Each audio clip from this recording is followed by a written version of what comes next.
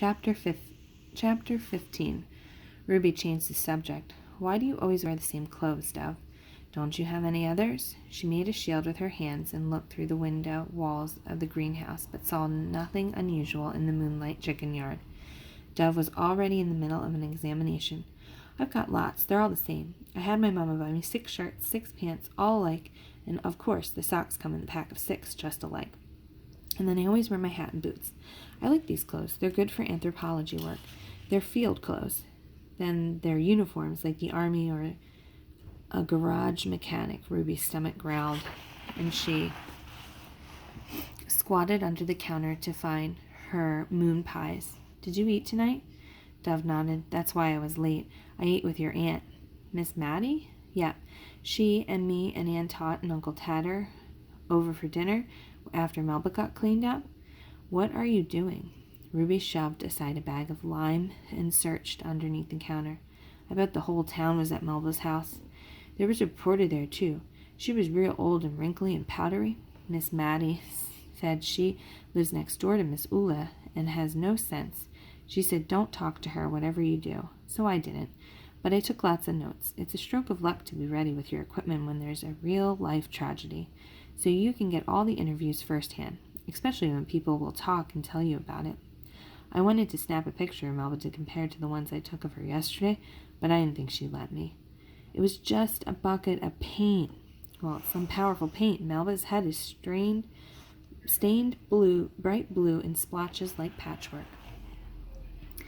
Mr. Popham said the only way to get that blue off of her noggin is to soak it in turpentine. And then Melba started wailing again, and her mama said, Harvey, you're not helping. And she asked everybody to go home. But I talked to Melba for a few minutes in her room. That's when I tape recorded her. Ruby spied the moon pies but couldn't reach them. Her voice was muffled from under the counter. Serves her right. After making fun of my chickens the way she did, her hair was ugly anyway. At least she had some. She's so mad at you. Bess squawked louder and Ruby listened. Then Bess quieted. What's the matter with those two? Ruby pulled the moon pies closer using a broom handle, then reached further and clawed them to her. Got him, she cheered. They're kind of smushed. She crawled backwards from under the counter and threw herself on the quilt. Who cares if Melba's mad at me? I don't care. I don't care about her at all. Well, I do. Ruby glared at Dove. You just want to record your gossipy old stories. That's all you want to do.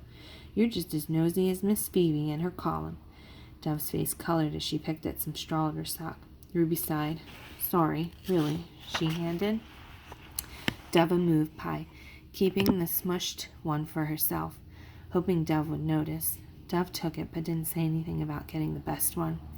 Ruby pushed her hair out of her face. I didn't mean it. I know your work is important, she said. Dove unwrapped her moon pie. I hate to be bald, was all she said. She took a bite of her pie, then looking thoughtfully started talking with her mouth full. I mean, monks in Tibet are bald. They plan it that way, and they all look the same. They even wear the same clothes. Those old potato sack robes, and they fold their arms just so and smile just so and look so peaceful all the time. I bet it's a rule they have to look peaceful all the time. I'll find out when I go there, and they're bald. But here, old men are bald, and that looks fine. But kids being bald, that looks weird. Being blue is even worse. I don't know anyone who is blue on purpose. Ruby flopped herself backwards. For heaven's sake, Dove. Outside, the chicken gave another squawk. Go to sleep, girls, called Ruby. Ivy began clucking in earnest and moving on the nest. A little left, a little right, then settled again. Dove's eyes grew wide. Hey, is that peeping I hear? Yes, sirree, crowded Ruby. She tossed her moon pie on her quilt and leaned closer to Ivy. Put your head close to the nest and you can hear the chicks pecking on their shells. Good golly, Dove's moon pie was smashed underneath her left knee. How does it work? What happens next? As long as the chicks are warm under Ivy and pecking on their shells, they're growing stronger. They'll peck a line all the way around the middle of the shell, and then they'll push hard with their feet and wiggle out. They have to do it themselves or they won't be strong enough to live in the world. Ivy's clucking means, come on, you can do it. Dove listened. They're talking to each other already. Outside in the moonlight, Bess and Beanie began talking too, squawking loudly, and this time they didn't stop. "Hush up, you hens!" yelled Ruby, but Beamy and Bess screeched longer and louder.